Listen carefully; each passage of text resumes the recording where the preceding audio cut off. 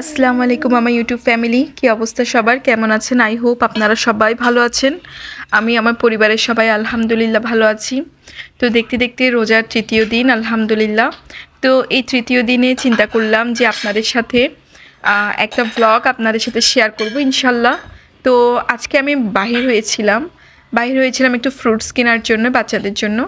তো যখন আমি বের হয়েছিলাম তখন দেখলাম যে তরমুজ সেল করছিল। তো আমি করলাম কি, একটা তরমুজ কিনে নিয়েছি ঘরের জন্য। তরমুজটা কিন্তু আমি নিজেই চয়েস করে নিয়েছি, আর তরমুজটা লাল হয়েছে দেখতেই পাচ্ছেন। তো 2 দিন আগে আমি একটা ব্লগ দেখেছিলাম, একজন তরমুজওয়ালা তরমুজ কীভাবে চিনতে হয় সেটা দেখিয়ে দিচ্ছিল। তো আমি সেম প্রসেসটা কিন্তু ফলো করে তরমুজ কিনেছি। আর সবচেয়ে মজার বিষয় হচ্ছে তরমুজওয়ালা নিজেই বলছে যে আপা আপনি তরমুজ চিনেন। তো আমিও হাসছিলাম, কিছু বলছিলাম না। তখন কিন্তু তরমুজওয়ালা নিচ থেকে বলছে যে এখন তো ভিডিওতে দেখাই দেয়, অনেক ভিডিও দেখেন মনে হয়, সেই কারণে তরমুজ কিভাবে চিনতে হয় সেটাও বুঝে গিয়েছেন। আসলে দেখতেই পাচ্ছেন বাংলাদেশের মানুষ এত ফাস্ট, সবার হাতে হাতে মোবাইল। তরমুজওয়ালা পর্যন্ত বলছে যে ভিডিওর মাধ্যমে আমি বুঝেছি কিভাবে তরমুজ চিনতে হয়। তো 2 দিনের মধ্যে যে তরমুজ চিনার ভিডিওটা ভাইরাল হয়েছে, সেই তরমুজ চিনার ভিডিওটা সবার মোবাইলে গিয়েছে, আমার আপনার মতো সবার মোবাইলে, ইভেন তরমুজওয়ালা পর্যন্ত এই ভিডিওটা দেখে ফেলেছে কিভাবে তরমুজ চিনতে হয়, তরমুজওয়ালা দেখিয়ে দিয়েছে। তো সেম প্রসেসটা আমিও ফলো করে আমি তরমুজটা চিনেছি। দেখতেই পাচ্ছেন তরমুজটা কিন্তু খুব লাল হয়েছে আলহামদুলিল্লাহ। আর একদম বেশি গাঢ় লালগুলো তো বুঝতে হবে আপনাদেরকে, রং দেয় ওখানের মধ্যে। আর আমার মতো করে আমি যে তরমুজটা ঘরে এনেছি এটা খুব ফ্রেশ তরমুজ ছিল, আর আমার মনে হয়েছে এখানে কোনো রং মিক্স হয়নি। এনিওয়েজ, তো এইভাবে করে আমি তরমুজটা কাটিং করে নিয়েছিলাম। আর তরমুজ কাটিং করার সময় আমার মেয়ে আমার সামনে দাঁড়িয়েছিল, যে কারণে আমি আমার মেয়েকেও তরমুজ কেটে দিয়েছিলাম। আর আমার ছেলে তখন ঘুমিয়ে পড়েছিল। আমি বাহির থেকে আসবার পর দেখলাম যে আমার ছেলে ঘুমিয়ে পড়েছে। তো এরপর ঘুম থেকে ওঠার পর আবার তাকে আমি কিছু তরমুজ কেটে দিয়েছিলাম। তো এভাবে করে কিন্তু আমার ঘরের সবাই এত ফ্রুটস লাভার। আমি, আমার ছেলে, আমার মেয়ে, আমার হাজব্যান্ড তেমন একটা ফ্রুটস পছন্দ করে না, কিন্তু আমি আমার ছেলে মেয়ে এত এত এত ফ্রুটস ভালোবাসি বলে বোঝানোর মতো না। তো এইভাবে দেখেন আমি তরমুজগুলো কাটিং করে নিচ্ছি। বাই দ্য ওয়ে, এই তরমুজগুলো আমি কেন কুচি কুচি করে কাটছি সেটা অবশ্যই আপনারা জেনে গিয়েছেন। অ্যাকচুয়ালি আমি তরমুজগুলো এইভাবে কাটিছি কারণ হচ্ছে আমি আজকে মহব্বতের শরবত খেতে খুব ইচ্ছা করেছিল আমার, যে আমি আজকে মহব্বতের শরবত বানাবো। তো আমার হাজব্যান্ডকে যখন বলেছি, আমার হাজব্যান্ড বলেছিল আমি বানাবো। তো যখন আমার হাজব্যান্ড নিচ থেকে বলছে যে সে মহব্বতের শরবত বানাবে, তো আমিও খুশি হয়ে গিয়েছি। আমি বলেছি ঠিক আছে তাহলে তুমিই বানিয়ে দাও। তো দেখেন প্রথমে কিন্তু একটা বড় ডেকচিতে এরকম ঠান্ডা পানি নিয়ে নেওয়া হয়েছে। আজকে ফুল রেসিপিটা কিন্তু আমার হাজব্যান্ড করছে, আমি না। তো এখানে চিনিটা মিক্স করে নিয়েছে। তো আমার ভুল হয়েছে যে চিনি, দুধ এগুলো একটু নর্মাল পানিতে প্রথমে মিক্সিং করে নেওয়া দরকার ছিল।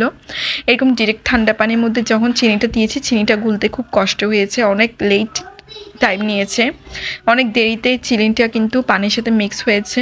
সেই সাথে পাউডার দুধও আমি এখানে ডিরেক্ট দিয়ে দিয়েছি, মানে আমার হাজব্যান্ড ডিরেক্ট দিয়ে দিয়েছিল, যে কারণে পাউডার দুধটাও পানির সাথে মিক্স হতে অনেক সময় লেগেছিল। আর এদিকে দেখেন রুহ আফজাটাও দিয়ে দেওয়া হয়েছে। এক কথায় আজকের মহব্বতের শরবতটা খুব বেশি মজা হয়েছে। যারা যারা ঘরের মধ্যে তরমুজ এনেছেন, আই হোপ সো আপনারা মহব্বতের শরবতটা রেডি করে ফেলেছেন। আর যদি রেডি না করেন, আমার ভ্লগ দেখে যদি রেডি করেন তাও আলহামদুলিল্লাহ, মনে পড়ে গিয়েছে। এনিওয়েজ, তো এখানে দেখেন আমি একটু সাবুদানা ভিজিয়ে নিয়েছিলাম যখনই ঘরে তরমুজ এনেছিলাম, আর চিন্তা করলাম যে মহব্বতের শরবত খাবো। আর এমন সময় যখন আমার হাজব্যান্ডকে বলেছি, আমার হাজব্যান্ডও বলেছে যে আমি বানিয়ে দিব, তখনই আমি কি করলাম, সাবুদানাগুলো ভিজিয়ে নিয়েছিলাম, যাতে 3টা করে যখন আমি এই শরবতটা বানাবো তখন যাতে সাবুদানাগুলো মানে ফুলে যায়। আর তেমনটাই হয়েছে। আমি যখন এই সাবুদানাটা ভিজাতে দিয়েছিলাম তখন মেবি সকাল 10টা বাজছিল। আর আমি এই শরবতটা আমার হাজব্যান্ড বানাচ্ছিল 3টা করে। তো তখন সাবুদানাগুলো একদম ভিজে গিয়েছিল, দেখতেই পাচ্ছেন। আর সাবুদানাগুলো এই শরবতের মধ্যে মিক্সিং করে নিচ্ছে। আর এখানে এখন তরমুজটাও দিয়ে দিবে, ব্যাস হয়ে গেল মহব্বতের শরবত। আই হোপ সো আপনারা ইচ্ছে মজা করে বানাতে পারবেন। আমার হাজব্যান্ড বানিয়েছে, যে কারণে আমি কোনো কিছু বলিনি যে এরকম করো সেরকম করো, সব নিজ থেকেই বানিয়েছে। এটা আমার হাজব্যান্ডের রেসিপি। ইনশাল্লাহ রমজান মাসে আমিও আমার রেসিপিটা দিব, আমি আপনাদের সাথে ইনশাল্লাহ শেয়ার করবো। আমার হাতে বানানো মহব্বতের শরবত। আর আমার হাজব্যান্ডের হাতে বানানো মহব্বতের শরবতটা অনেক মজা হয়েছে, আমাদের কাছে খুব বেশি ভালো লেগেছে। যখন ইফতার করার সময় এই শরবতটা খাওয়া হয়ে গিয়েছিল একদম ঠান্ডা ঠান্ডা, তখন তো মনে হচ্ছিল যে একদম রুট আর শান্তি হয়ে গেছে একদম ঠান্ডা ঠান্ডা শরবতটা খেয়ে। আমাদের ঘরে একদম ঠান্ডা পানি অ্যালাউ না, কিন্তু এই রমজান মাসে আমার কারণে ফ্রিজের মধ্যে ঠান্ডা পানিটা রাখা হচ্ছে, শরবতটা ঠান্ডা খাওয়া হচ্ছে। তা না হলে তো আমার হাজব্যান্ড তো আর কি বলবো, এই ঠান্ডা খাওয়ার পর আমরা ঘরের সবাই খুশখুশে কাশি হয়ে গিয়েছে, ঘরের সবাই একটু একটু করে কাশছি। তখন আমার হাজব্যান্ড বলছে আরও খাও ঠান্ডা পানি, আরও খাও ঠান্ডা পানি, এরকম বলছে। তো এনিওয়েজ রমজান মাসে সারাদিন রোজা রেখে একটু ঠান্ডা খেতে না পারলে শান্তি লাগে না।